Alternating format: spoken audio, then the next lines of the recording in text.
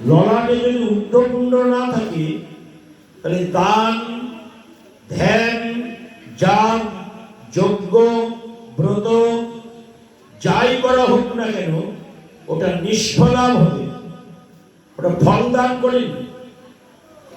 সেজন্য তিলকবিহীন কর্ম ওটা নিষ্ফলাভ হবে। সেজন্য মাতৃ পিতৃ বিয়োগ হলেও তখনও যে তিলক রচনা করা হয়, অশ্বক্রান্তে রসক্রান্তে বিষ্ণুক্রান্তে সমদভবাদ মন্ত্রগুলো বলা হয়, ওই তিলক রচনা করছেন অশ্বক্রান্তে রসক্রান্তে বিষ্ণুক্রান্তে সমদভবাদ, তিলক সংকল্প করা হচ্ছে। তারপরে তো ললাটে কেশবায় নমঃ, এখানে কেশব কেন? মস্তকটার সংযোগে কেশব বললেন কেন? ভগবানের যতগুলো নাম আছে কেশব নামটি একটা বিশেষণ সংযুক্ত একটা নাম, ওই জন্য সেই নামটা দিয়েছে কেশবায় নমঃ, ললাটে কেশবায় নমঃ। উদরে নারায়ণায় নমঃ, এখানে কেশব আর এখানে নারায়ণ, একই নাম, অনেকগুলো নাম দিয়েছেন। ঔষধে চিন্তয়তে বিষ্ণু ভজনে চ জনার্দনম শয়নে পদ্মনাভঞ্চ বিবাহে চ প্রজাপতিম যুদ্ধে চক্রধরং দেবং প্রভাসে চ ত্রিবিক্রমম নারায়ণে তনুত্যাগে শ্রীধরং প্রিয়সঙ্গমে দুঃস্বপ্নে স্মর গোবিন্দম সংকটে মধুসূদনম কাননে নরসিংহং চ পাবকে জলশয়নম জলমধ্যে বরাহঞ্চ পর্বতে রঘুনন্দনম গামনে মামনশ্চৈব সর্বকার্যেষু মাধবম। সর্বকার্যে মাধব, যে কোনো কর্ম যায় মাধবের নাম স্মরণে সর্বকার্য সিদ্ধ হয়ে যাবে। গমনে বামনশ্চৈব, গমনকালে বামনকে স্মরণ করে যেতে হয়। আর এই গমনকালে বামন, ছোট্ট মানুষকে যদি দেখি, দেখি না আমরা বামন, ছোট্ট মানুষ হয়েছেন বামন, আমরা বলি বামন বীর। সেই সব মানুষকে যদি দর্শন করে গমন করা হয় তাহলে আমাদের যাত্রাটা শুভ হয়। গমনে বামনশ্চৈব, প্রথমে কি বললেন? ঔষধে চিন্তয়তে বিষ্ণু, ঔষধ সেবনে বিষ্ণুর নাম। ভোজনে চ জনার্দনম, ভোজনের সময় জনার্দনের নাম স্মরণ করতে। শয়নে পদ্মনাভঞ্চ, শয়ন সময় পদ্মনাভ ভগবানের নাম স্মরণ করে শয়ন করলে দুঃস্বপ্ন হবে না, সুস্বপ্ন হবে। শয়নে পদ্মনাভঞ্চ বিপদে চ মধুসূদনম, বিপদকালে মধুসূদন, হে মধুসূদন তুমি রক্ষা করো, তোমাদের রক্ষা করতে আসে।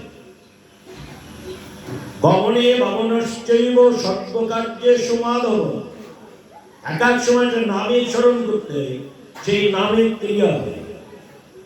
সবই বিষ্ণু ভগবানের নাম, কিন্তু কোন কোন কর্মে সেই নামটাকে ব্যবহার করতে বলেছে। সবসময় এক নামে ভগবানকে ডাকতে বলে, সবই আমার নাম, কিন্তু এক একটা নামে এক একটা শক্তি ভক্তির প্রকাশ করেছে। সেই জন্য এখানে আমাদের বৈষ্ণব ধর্মের স্মৃতিপটে জাগরণ করে দিয়েছেন যে ত্রিনাদপি সুনিচেন তরুরেব সৈষ্ণনা অমানীনা মনদেন কীর্তনিয়া সদা হরি। এই তিলকের চূড়াটা যে নিচেই দেওয়া হয়েছে বৈষ্ণবের শরণাগতি, কারণ বিষ্ণু জানাতি বৈষ্ণব, এরা বিষ্ণু উপাসক, বিষ্ণু আরাধনা করেন, বিষ্ণুর চরণে শরণাগতি লাভ করেন, বিষ্ণু অতি সহিষ্ণু, বিষ্ণু সহ্য করেন। আমি বিজ্ঞ অজ্ঞ বিষয় জ্ঞানে দিব, সচরণামৃত দিয়ে তাকে বিষয়কে ভুলাবো। কত সহিষ্ণু দেখুন, যে আমি বিজ্ঞ অজ্ঞ, কেউ বোঝেনি, ও অপরাধ করে ফেলেছে, অন্যায় করেছে, অপরাধ করেছে, জঘন্যতম অন্যায় লিপ্ত হয়েছে, সে যদি ভগবানের চরণে প্রণাম রাখে, ভগবান বলছে আমি বিজ্ঞ ও অজ্ঞ বিষয় কেন দিব,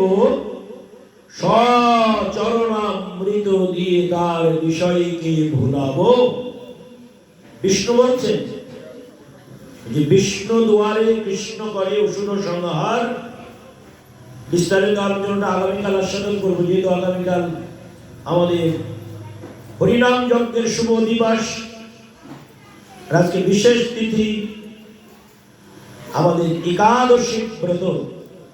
আর এই একাদশীর সঙ্গে যুক্ত কি?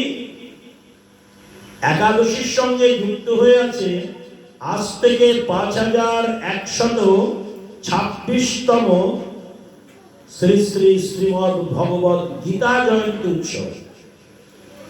এর সঙ্গে মিলন হয়েছে গীতা জয়ন্তী উৎসব।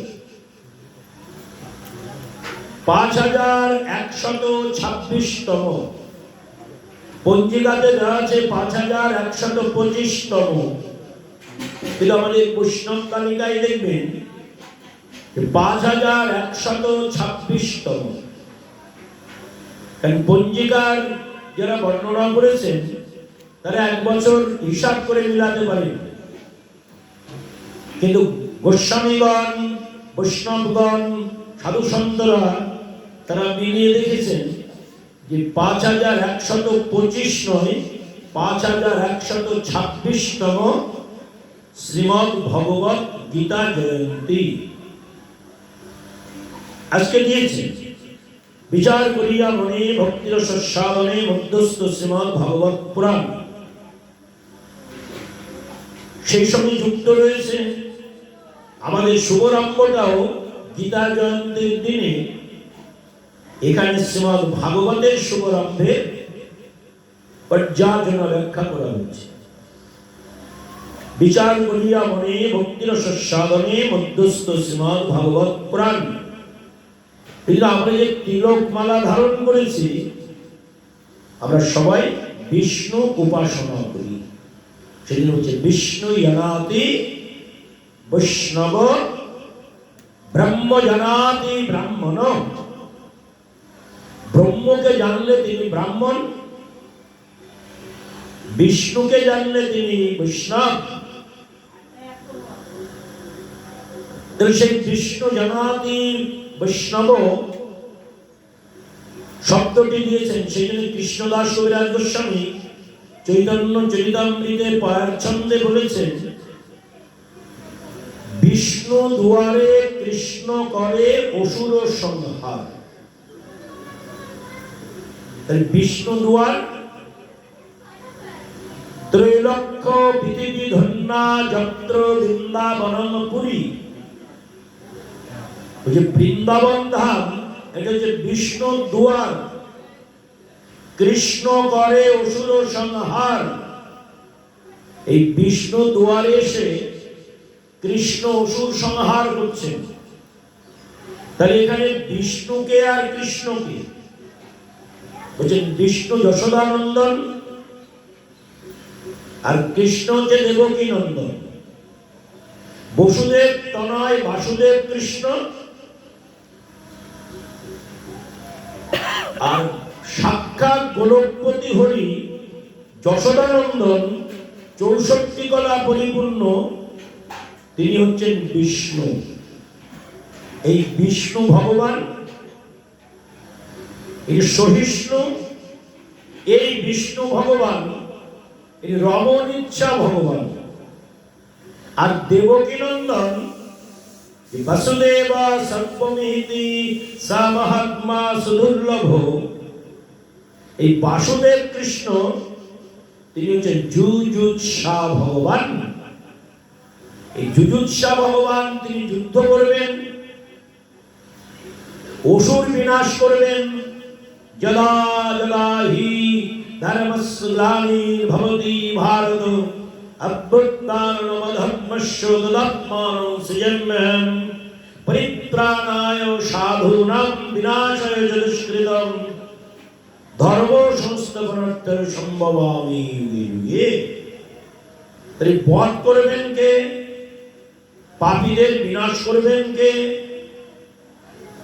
তিনি হচ্ছে যশোদানন্দন নন, দেবকীনন্দন কৃষ্ণ। এই যে দেবকীনন্দন কৃষ্ণ, পরিত্রাণায় সাধূনাম, আমি সাধুদের পরিত্রাণ করব, বিনাশায় চ দুষ্কৃতাম, আমি দুষ্টদের বিনাশ করব, ধর্মকে পুনরস্থাপন করব।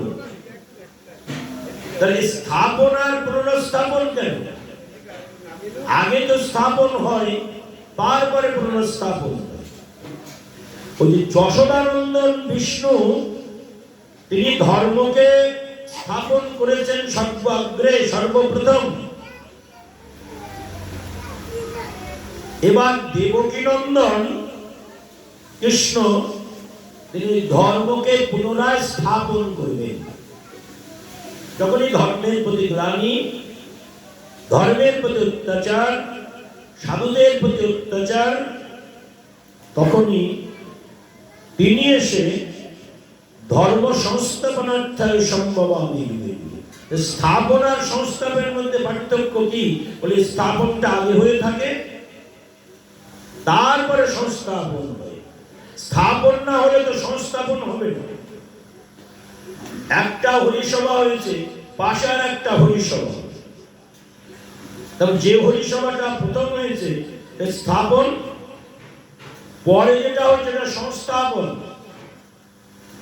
যদি স্থাপনটা আগে হয়, পরে হয় সংস্থাপন। গীতায় বলেছেন ধর্ম সংস্থাপনার্থায় সম্ভবামি যুগে যুগে। ওই জন্য আমি প্রত্যেক যুগে যুগে আসছি। যশোদানন্দন বলছেন আমি প্রত্যেক যুগে যুগে আমি সাক্ষাৎ আসছি না, আমি আমার নিজের অঙ্গে থেকে পাঠিয়ে দিচ্ছি। ভুবার হরণ হয় মোরংশ হইতে, আমা বিনা অন্য নারী ব্রজ প্রেম দিতে। আমি আসবো কখন? সত্য যাবে, ত্রেতা যাবে, দাপর যখন যাবে, দাপর আসবে, দাপরের শুভারম্ভ থেকে দাপরের শেষ লগ্নে গিয়ে কলির এবং দাপরের যুগ সন্ধিক্ষণে আমি গোলকাঞ্চ পরিত্যক্তাং লোকানাং ত্রাণকারণাৎ, আমি গোলক ত্যাগ করে এই ভূলোকে লোককে ত্রাণ করতে আমি সাক্ষাৎ অবতীর্ণস্য যদু বংশে ভগবান ভূত ভাবনম, তখন আমি যদু বংশে অবতীর্ণ হব। পার্থক্য কি? দেবকীনন্দন 60 কলা ঐশ্বর্য, যশোদানন্দন 64 কলা মাধুর্য। এই 4টে কলা অতিরিক্ত কি? বলে লীলা মাধুর্য, গুণ মাধুর্য, প্রেম মাধুর্য, রূপ মাধুর্য। এই 4 কলা অতিরিক্ত বেশি। আর তারপরে একটা বিশেষ কলা রয়েছে, সেটা হচ্ছে বলছেন বেণু মাধুর্য। প্রথম হচ্ছে রূপ মাধুর্য, গুণ মাধুর্য, লীলা মাধুর্য, ভগবানের ঐশ্বর্যের মাধুর্যের প্রকাশ করছে। অতিরিক্ত একটা মাধুর্য, সেটা হচ্ছে বেণু মাধুর্য। এই পঞ্চম পুরুষোত্তম মাধুর্য কিন্তু কখনো ওই সত্য যুগে বরাহদেব, নৃসিংহদেব, বামনদেব, মৎস্য অবতার, কুর্ম অবতার, তারা কিন্তু এই পঞ্চম পুরুষোত্তম মাধুর্য প্রকাশ করতে পারেননি। লীলা মাধুর্য, গুণ মাধুর্য, প্রেম মাধুর্য, রূপ মাধুর্য, বেণু মাধুর্য, এই পঞ্চম পুরুষোত্তম মাধুর্য শুধুমাত্র যশোদানন্দন কৃষ্ণ গোলকাঞ্চ পরিত্যক্তাং লোকানাং ত্রাণকারণাৎ, যখন তিনি গোলক ছেড়ে এই ভূলোকে অবতীর্ণ হবেন, তখন এই পঞ্চম পুরুষোত্তম মাধুর্য প্রকাশ হবে। আর এই মাধুর্য প্রকাশ করতে যার অত্যন্ত সহায়তা প্রয়োজন হবে, তিনি শ্রীরাধারও প্রিয় পঞ্চবান। ওই যে রাধারানীর প্রিয় 5টা যে বান, সেই পঞ্চবাণে 84 ক্রোশ মধুময় শ্রী বৃন্দাবন আবদ্ধ হয়ে থাকবে। শ্রী গোবিন্দের অপ্রাকৃত লীলা প্রকাশ হবে। রাধা কৃষ্ণ একই আত্মা, দুই দেহ ধরি অনন্য বিলাসের স্বাদন করি, রাধা পূর্ণ শক্তি কৃষ্ণ পূর্ণ শক্তিমান, দুই দনু ভেদ নহে শাস্ত্রের প্রমাণ। আমা থেকে গুণী জগতে বড় অসম্ভব, একলি রাধা হইতে তাহা আমি করি অনুভব। আমি বিজ্ঞ অজ্ঞ বিষয় জ্ঞানে দেব, সচরণামৃত দিয়ে তার বিষয়কে ভুলাবো। বাণীটা সব যশোদানন্দন সম্বন্ধে কৃষ্ণদাস কবিরাজ গোস্বামী চৈতন্য চরিতামৃতে গ্রন্থে তিনি প্রকাশ করেছেন। তাই যশোদানন্দন এবং দেবকীনন্দনের পার্থক্য হচ্ছে যশোদানন্দন পূর্ণ মাধুর্য ষড়ৈশ্বর্য পূর্ণ নিকেতন, আর যার চরণে ধ্বজ বজ্র অঙ্কুশ উত্তরেকা পতাকা মৎস্য কলস গোষ্পদ ত্রিকোণ চতুষ্কোণ অম্বল, এই যে শুভ শুভ চিহ্নগুলি যার চরণের দয়ে যুগল চরণে অঙ্কিত হয়ে আছে, একটা চরণে 9 আর একটা চরণে 10, 10 আর 9 19 খানা চিহ্ন শুভ চিহ্ন যে যুগল চরণে অঙ্কিত হয়ে আছে, তিনি হচ্ছেন যশোদানন্দন পূর্ণ ব্রহ্ম। এত চংশ কলা পুংসাং কৃষ্ণস্তু ভগবান স্বয়ং, গ্রামী নকুলং লোকম মৃয়ন্তে যুগে যুগে। ব্রহ্ম সংহিতায় আবার বললেন যে ঈশ্বর পরম কৃষ্ণ সচ্চিদানন্দ বিগ্রহ অনাদি আদি গোবিন্দ সর্বকারণ কারণম, সর্ব কারণের কারণ। এই ব্রহ্ম সংহিতার শ্লোকের উপর কৃষ্ণদাস কবিরাজ গোস্বামী পাদ চৈতন্য চরিতামৃতে কলম দিলেন যে একলা ঈশ্বর কৃষ্ণ আর সব ভৃত্য, যারে জয়ীছে না চাই সে তৈছে করে নিত্য। ওই যে যশোদানন্দন তিনি একলাই সুপ্রিম পারময় সর্বশক্তিমান, ষড়ৈশ্বর্য পূর্ণ নিকেতন, 64 কলা পরিপূর্ণ, 96 প্রকার নায়ক তত্ত্বের গুণ একেবারে পরিপূর্ণ। তদস্তুমি সম্পূর্ণরূপে যেন আশ্রয় তত্ত্ব হয়ে তিনি এসেছেন। আশ্রয় যদি আমরা সঠিক সিদ্ধান্তে না নিতে পারি, তাহলে কোনটা মাধুর্য কোনটা ঐশ্বর্য, কোনটা সেবক কোনটা সেব্য, কোনটা আশ্রয় কোনটা বিষয়, কোনটা সাধন কোনটা সাধ্য, এটাই বুঝবার তাৎপর্য পাবো। সব একাকার ভিত্তি হয়ে যাবে। সেই একাকার ভিত্তিতে কখনো আনন্দ লাভ করা যায় না। কারণ আমি যদি দাস হই, ভগবান হচ্ছেন প্রভু। আমি যদি সেবক হই, ভগবান হচ্ছেন সেব্য। তাহলে সেবক সেব্য অনুমান যদি আমাদের গুরু কৃপাহি কেবলম, গুরুদেবের অশেষ বিশেষ কৃপায় যদি এটি উপলব্ধি না করতে পারি, তাহলে আস্বাদ্য আস্বাদক আশ্রয় বিষয় সাধন সাধ্য এগুলো যদি আমরা উপলব্ধি না করি, দাস প্রভু সব একাকার ভিত্তি হয়ে যাবে। একাকার ভিত্তিতে কখনো সুখ নেই। তাই যোগীরা পূর্ণ সুখের অধিকারী হচ্ছে না, জ্ঞানীরা পূর্ণ সুখের অধিকারী হচ্ছে না, ভক্তরা একমাত্র পূর্ণ সুখের অধিকারী হচ্ছেন। কিন্তু সেই ভক্ত হচ্ছে দুর্লভ। কোটি যোগীর মধ্যে হয় একজন জ্ঞানী, কোটি জ্ঞানীর মধ্যে হয় একজন মুক্ত, কোটি মুক্তের মধ্যে হয় একজন কৃষ্ণ ভক্ত। কৃষ্ণ ভক্ত নিষ্কাম, অতএব কৃষ্ণ ভক্ত শান্ত। জ্ঞানী যোগী তারা সকলেই সকাম, তারা সকলে হয় অশান্ত। এই জন্য জ্ঞান যোগ ভক্তি 3 সাধনের বসে ব্রহ্মাত্মা ভগবান ত্রিবিধ প্রকাশে। রাজন অনেক সৌভাগ্যের ফলে ভগবান কথা আস্বাদন করার সৌভাগ্য লাভ হয়। অনেক জন্ম জন্মান্তরের পরম সৌভাগ্যের সাধুগুরু বৈষ্ণবের অশেষ বিশেষ কৃপার প্রভাবে তবেই কৃষ্ণ কথায় রুচি জন্মে। এক জন্মের নয়, অনেক জন্ম জন্মান্তরে। সৌভাগ্য না হলে হরি কথায় কখনো প্রকৃত রুচি জন্ম নেয় না। সেই রুচি জন্ম নেওয়ার জন্য আশ্রয়ের বিষয় এখানে প্রায় উপবেশন ব্যাস আসন, সব জায়গায় ভাগ করা রয়েছে, একাকার করে দেন। বক্তা আর শ্রোতা, পাত্র শাস্ত্র। যদি পাত্র না থাকে শাস্ত্র আসলেও শাস্ত্র দিতে পারবে না। যদি শাস্ত্র আসে পাত্র নেই, তাহলে পাত্র বঞ্চিত হয়ে যাবে, তারাও কিছু লাভ করতে পারবেন না। ভগবানও শাস্ত্র রূপে এসে তিনিও দুঃখ প্রকাশ করবেন যে আমি দান করতে গেলাম আদান প্রদান হবে, সেটা আমার দ্বারাই সম্ভব হলো না। এই যে ভাগবতের সুদৃষ্টান্ত স্বর্গ, বিসর্গ, উতি, মন্বন্তর, ঈশানো কথা, নিরোধ, পোষণ,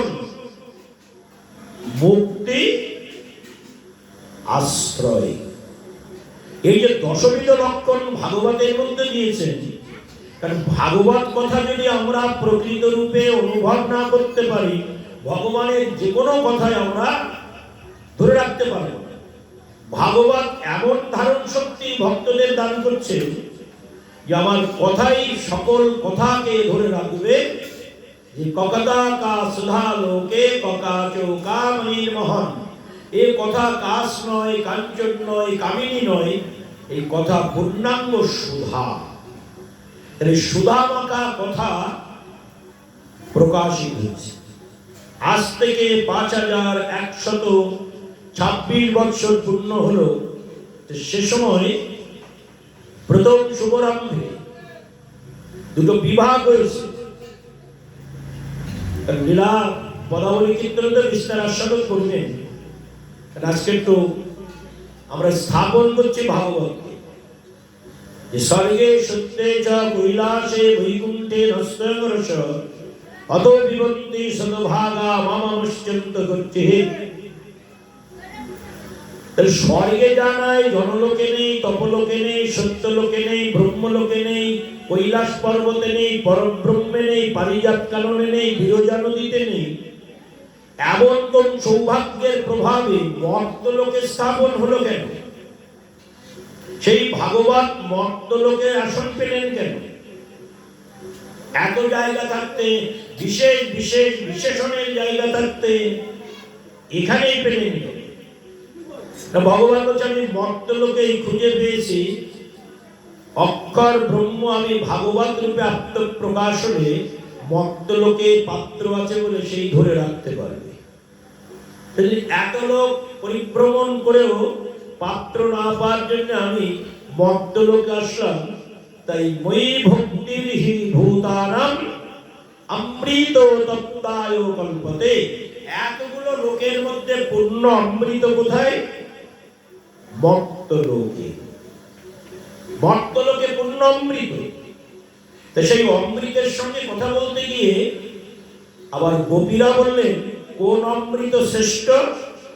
তব কথামৃতম তত্তেবনম কবিভিরীড়িতম কলমশাপহম শ্রবণ মঙ্গলম শ্রীমদাততং বৃদাজনবিদন্তি।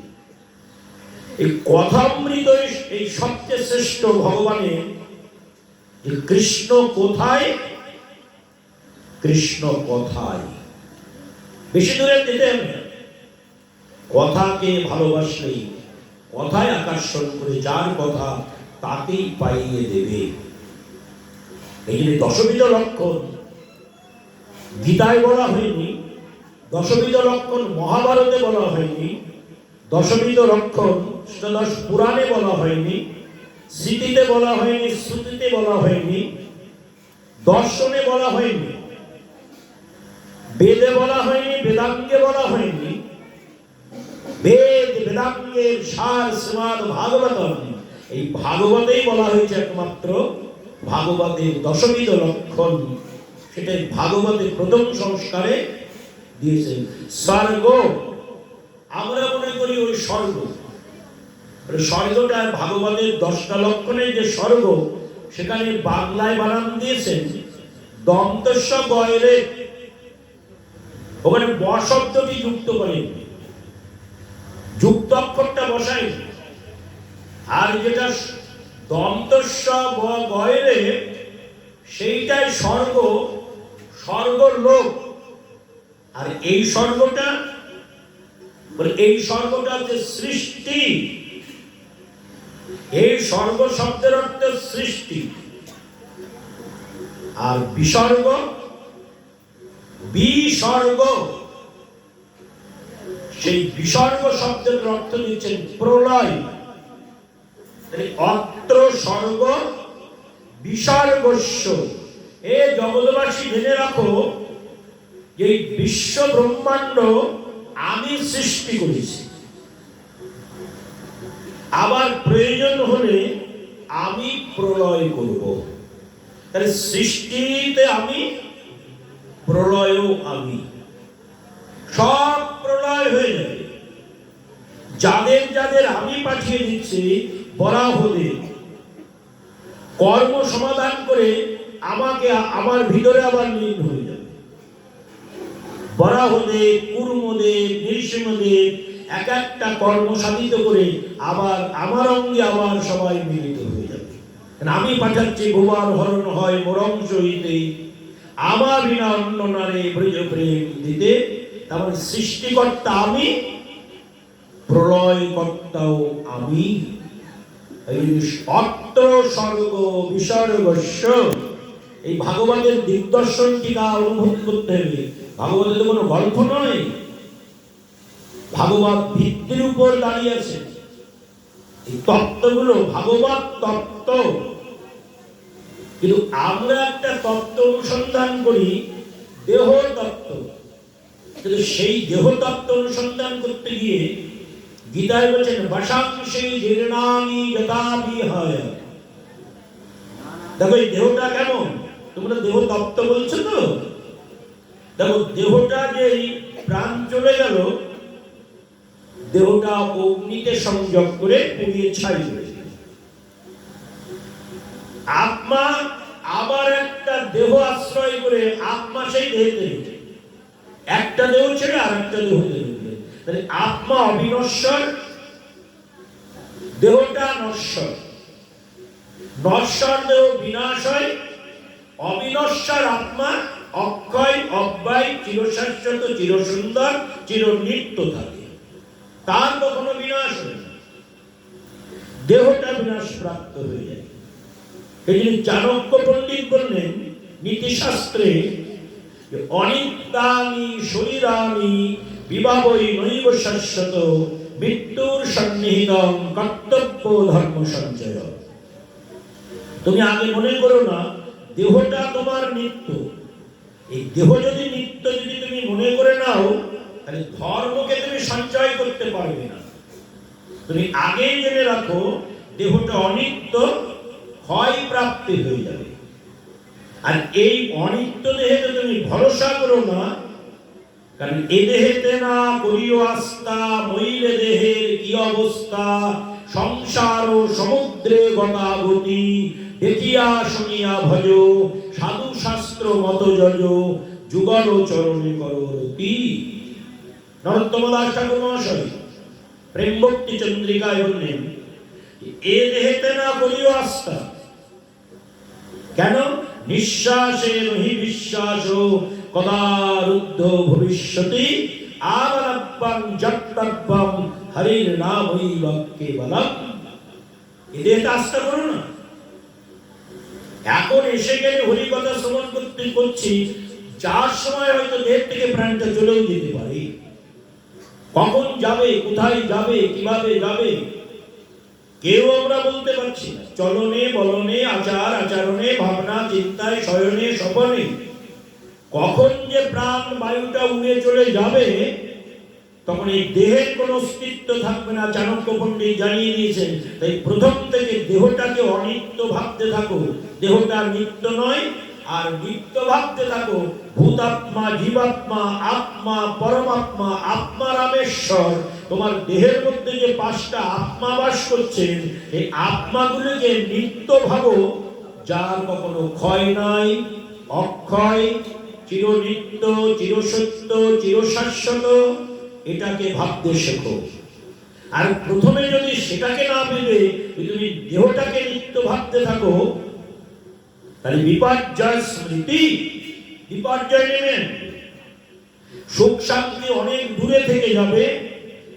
যে সুখের অধিকারী হতে, যে সুখ পেতে এসেছো, সুখই বানাল ভূমই বানাল সুখম সুখমস্তি, উপনিষদ ঘোষণা করে দিয়েছেন যে সুখ তোমাদের কাম্য, যে সুখ তোমাদের আস্বাদ্য, যে সুখ তোমরা পাবার বাসনা করে এসেছো, সেই সুখ যদি পেতে চাও, দেহের উপর কোনো আস্থা না রেখে, দেহ যখন ধারণ হয়ে গেছে, সংকল্প করে ফেলো, হে গোবিন্দ, আমি কায় মন বাক্যে সর্বস্ব দিয়ে সর্বধর্মান পরিত্যাজ্যং মামেকং শরণং ব্রজ, অহং ত্বং সর্বপাপেভ্যো মোক্ষয়িষ্যামি মা শুচো। আমি সবকিছু দিয়েই যেন তোমার সেবা করতে পারি, এটা আগে থেকে সংকল্প করে রাখতে, পরে হাই হাই করলে আর কাজ হবে না। এই জন্য ভাগবতের প্রথমে সংজ্ঞা দিয়েছেন স্বর্গ, আমি সৃষ্টির কর্তা, বিসর্গ আমি প্রলয়ের কর্তা। যেমন সৃষ্টি আমি করতে পারি, প্রলয় আমি করতে পারি। উতি আশ্রয় বিষয় তত্ত্ব, যে আমি একমাত্র সৃষ্টি করে সবাইকে সৃষ্টি করে দিয়েছি, এবং এই উতিতে আমিও আমার স্থান ত্যাগ করে আমিও যাব, আমিও কেন আসবো? আমি যদি না আসি, জগৎ আমাকে চিনতে পারবে না। এই পৃথিবী সৃষ্টির দায়িত্ব কার? পৃথিবীকে সৃষ্টি করেছে উপলব্ধি হবে না, মনে করি ব্রহ্মা সৃষ্টি করেছে। ভগবান হচ্ছে আমি সৃষ্টি করে ব্রহ্মাকে সৃষ্টির মূলে আমি দায়িত্ব দিয়েছি, তুমি রক্ষণাবেক্ষণ করো সৃষ্টি, কিন্তু মূল আমি, সুপ্রিম পাওয়ার অলমাইটি, সর্বশক্তিমান আমি, আমার উপরে আর কেউ নেই, এটা জেনে রাখো। অনাদির আদি গোবিন্দ, অনাদির আদি এবং নিগম, নিগম মানে বেদ, বেদ আমারই সৃষ্টি, আমি বেদকে সৃষ্টি করেছি, বেদ বেদান্তকে সৃষ্টি করেছি। বেদান্ত হি সার, আমার যত সার, ঈশানু কথা, অনেক পুরানো কথা, ইস্কথা, আমার যত সার তত্ত্ব, সমস্ত সার তত্ত্বই বেদের থেকে বেদান্ত, বেদান্তর থেকে বেদান্ত হি সার শ্রীমদ্ ভাগবত। একদিকে সার, একদিকে আমি সাক্ষাৎ রূপে আত্মপ্রকাশ করেছি। এই জন্য লক্ষণ 10, বিরহ 10 আর গীত 9, এই 29 ভাগবতের তত্ত্ব, 29 খানি তত্ত্ব, 335টি অধ্যায়, 18,000 শ্লোক, 2,76,000 অক্ষর। এই অখণ্ড ভাগবত 2,76,000 অক্ষরকে সাজানো হয়েছে 18,000 শ্লোকে। আমরা ভাগবত পরিবেশন করতে গেলে 2-1টা শ্লোক বর্ণনা করি, তাতেই 2-3 ঘন্টা সময় চলে যাচ্ছে। কারণ সীমার মাঝে অসীম তুমি, তোমার সীমানায় কেউ ধরতে পারে না। তোমার অনন্ত অব্যয় নিত্য শাশ্বত পরব্রহ্ম, তোমার প্রতি কথায় কথায় অলঙ্কার, শাস্ত্র, অনেক অলঙ্কার, একটা কথা থেকে হাজার কথা সৃষ্টি হয়ে যাবে। বিশ্বকবি রবীন্দ্রনাথ, সীমার মাঝে অসীম তুমি বাজাও আপন সুর, আমার মাঝে তোমার প্রকাশ প্রভু, তাই এত মধুর। এই মধুর থেকে মধুরাম মধুরাম মধুরাম, আমি মধুর মধুর আরস্য মধুর। কিন্তু আস্বাদনের বিষয়ে, আস্বাদন করতে করতে করতে করতে দেখবেন আস্বাদককে আস্বাদন করলেই তখন দিক বিদিক খারাপ হয়ে যাবে, মনে থাকবে না কোন বার, কোন তিথি, কোন নক্ষত্র, কোথায় বিষয় বৈভব, কোথায় সম্পত্তি, কোথায় টাকা পয়সা, কোথায় রূপ যৌবন, সব ভুল হয়ে যাবে। কারণ তুমি আমার, আমি তোমার, এটা অনাদিকাল থেকে অনন্তকালের সম্বন্ধ। এই সম্বন্ধ যেই বিস্তৃতি হয়েছে, তখন মানুষের দুঃখ কষ্ট জ্বালা যন্ত্রণা আস্তে আস্তে সৃষ্টির মধ্যে প্রবেশ করেছে। তাই এই কথার তো কোনো শেষ নেই, শুরু আছে। হরি ভজনের শেষ নেই, শুরু আছে। কিন্তু জ্ঞানী যেখানে শেষ করছেন, যোগী সেইখানে শুরু করছেন। যোগী এসে যেখানে শেষ পরমাত্মায় লীন হয়ে গেল, আর কিছু নেই। ভক্ত পরমাত্মার সঙ্গে আত্মা রামেশ্বর, আত্মা রামেশ্বরের সঙ্গে নিখিল আত্মার সেবা করছেন। এই যে সব যেখানে শেষ করেছে, ভক্ত সেইখানে শুরু করেছে। সব রাস্তার যেখানে সমাপ্তি, ভক্তির রাস্তা সেখান থেকে শুরু, শুভারম্ভ। এই জন্য বেদ, বেদান্ত, বেদান্ত, শ্রুতি, স্মৃতি, উপনিষদ, ষড়দর্শন, দশম শাস্ত্র, অষ্টাদশ পুরাণ, পঞ্চম বেদ, মহাভারত, রামায়ণ আদি যেখানে সমাপ্তি করে দিয়েছেন, শ্রীমদ্ ভাগবত সেই জায়গা থেকে শুরু করেছে। এগুলির অনন্ত মহিমা, অনন্ত মাধুর্য, অনন্ত প্রেম, অনন্ত ভক্তি, সেটা আমাদের সাধুগুরু বৈষ্ণবের চরণাশ্রয় করে আস্বাদ্য বস্তুকে আস্বাদন করতে হবে। তবে মনুষ্য জন্ম সার্থক সুন্দর উপলব্ধি হবে। অনিত্যানি শরীরানি বিভাবই নৈব শাশ্বত, মৃত্যুর সন্নিহিতং কর্তব্য ধর্ম সঞ্চয়। তুমি যেবার দেহ পেয়েছ, ওটা অনিত্য দেহ, কিন্তু আত্মা পেয়েছ নিত্য। মনটা পেয়েছ নিত্য, মন মরে না, দেহ মরে যায়। তাহলে মনের দ্বারাই, আত্মার দ্বারাই নিখিল আত্মার চরণে শরণাগতি লাভ করবার বিষয়টা বর্ণনা করতে এসে ভগবান তিনি গোলক থেকে পরিত্যক্ত হয়ে, গোলকাঞ্চ পরিত্যক্তাং লোকানাং ত্রাণকারণাৎ, যখন তিনি গোলক ছাড়লেন দ্বাপর যুগে, এই গোলক ছেড়ে তিনি দুটো ভাগে বিভক্ত হয়ে গেলেন। একদিকে বিষ্ণু রূপে আমি পালন করে খেলা করব, অপরদিকে আমি কৃষ্ণ রূপে অসুর বিনাশ করব। এই দুটো সংকল্প তিনি করে নিলেন। সংকল্প করে, হে রাজন, তুমি অনেক ভাগ্যবান, কারণ ভাগ্যবান জন ভজে গোবিন্দ চরণ। এই জগতে যারা ভাগ্যবান ভাগ্যবতী, তারাই গোবিন্দ চরণে শরণাগতি লাভ করে। তুমি ভাগ্যবান, তাই তুমি ভগবান চরণে শরণাগতি লাভ করবার শেষ কটা দিন সময় পেয়ে গেছে। মানুষ শেষ মুহূর্তটুকু সময় পায় না। জং জং ভাবে স্মরণং ভাবাং তজ্জন্তে কলেবরং। দেহ চলে যাচ্ছে, প্রাণটা চলে যাচ্ছে, তাও ঈশ্বরের স্মরণ হচ্ছে না। কারণ ঈশ্বরের স্মরণটা হতে গেলেও আমাদের একটা অভ্যাস যোগ, এটা একটা অভ্যাস যোগের জায়গা। ভক্তিস্তু ভগবত ভক্ত সঙ্গীনাং পরিযায়তে তৎসঙ্গ প্রাপ্যতে মুনিভি সুকৃতি পূর্ব সঞ্চিতই। এই যে পূর্ব জন্মের পরম সুকৃতির প্রভাবে তবেই তো আমরা এই জায়গাটা আসতে পেরেছি। এই মানব জন্ম সার্থক সুন্দর করতেই তবে আমরা এই জায়গাটা উপনীত হতে পেরেছি যে পাইয়া দুর্লভ তনু রাধা কৃষ্ণের ভজনে বিনু।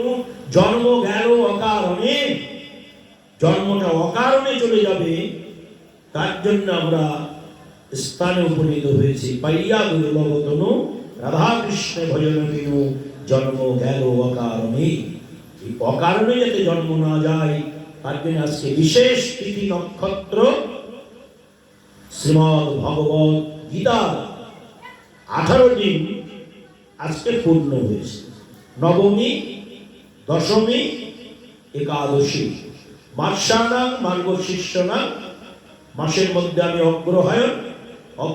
অগ্রহায়ণ মাসে কৃষ্ণপক্ষের যেদিন নবমী, ওই নবমী, দশমী, একাদশী 3 দিন। একাদশী থেকে, কৃষ্ণপক্ষের একাদশী থেকে আজকে শুক্লাপক্ষের একাদশী, আজকে হচ্ছে 15 দিন। কৃষ্ণপক্ষ থেকে শুক্লাপক্ষ 15 দিন, আর নবমী দশমী একাদশী 3 দিন, এই 18 দিন 18 অধ্যায় শ্রীমদ্ ভগবদ গীতা অর্জুনকে লক্ষ্য করে ভগবান শ্রীকৃষ্ণচন্দ্র আস্বাদন করিয়েছিলেন। সেই গীতা জয়ন্তী পূর্ণ লগ্ন আমরা উপনীত হয়েছি যে আমাদের এই পরম সুকৃতির প্রভাবে